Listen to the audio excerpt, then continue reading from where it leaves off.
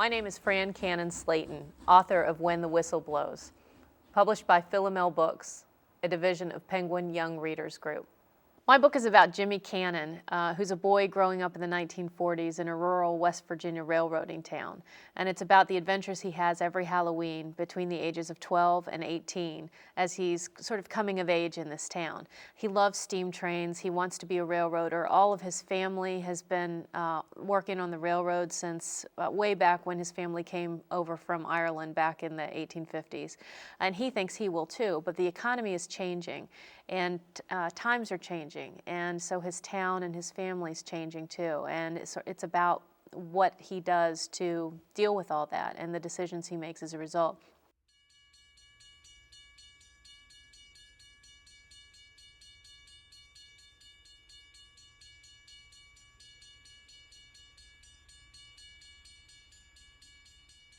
Every time I go to jump on a steam train as it chugs its way through Rollsburg, every time I throw out my hands to grab the rusty metal rungs and haul myself up onto the side of one of them black coal cars, hoisting my knees up over its churning, screeching wheels, every single time I jump on a train, my heart thumps even noisier in my ears than the clanking of the old iron horse I'm hopping up onto. I love steam trains. I love living in a town that's chock full of them. I love being on them, being anywhere near them. They're as much a part of my life around here as the mountains, or breathing.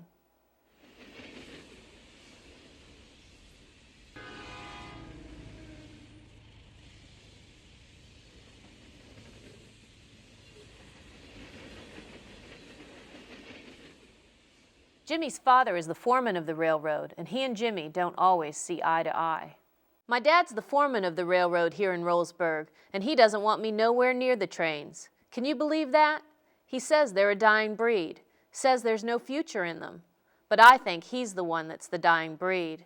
The steam trains will be around forever, but my dad?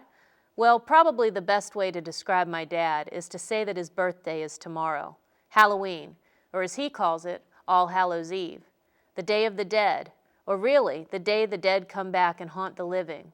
You know, trick us, confuse us, scare the crap out of us. It's a heck of a day to be born on, really, but I've got to say that as far as I can tell, it suits Dad pretty darn well.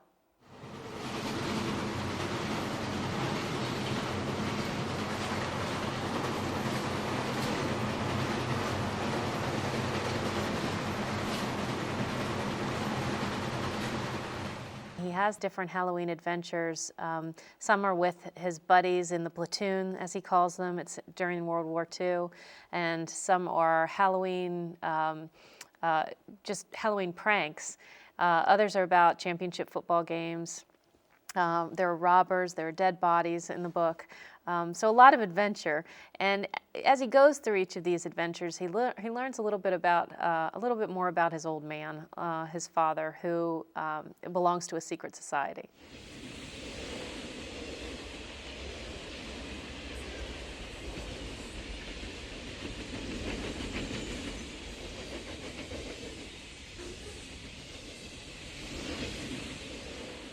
I'm really proud of When the Whistle Blows because in many ways it's a tribute to my father, the real Jimmy Cannon.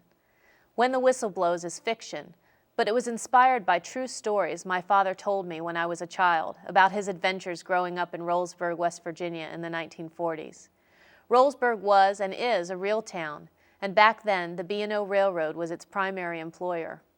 When the train engines switched from steam to diesel, it had a huge negative economic impact on the town.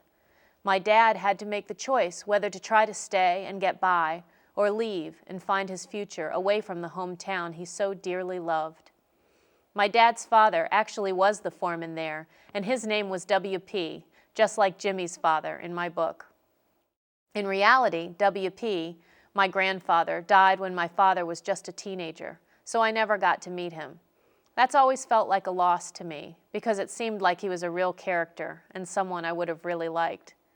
But in writing When the Whistle Blows, I took all of the stories my father told me about him, and I had the chance to spend some time with him and get to know him in a sense, and that's been pretty satisfying. I've always loved listening to my father's stories. Through them, I always knew how much he loved his own father and his hometown, and how much he loves me. by sharing them.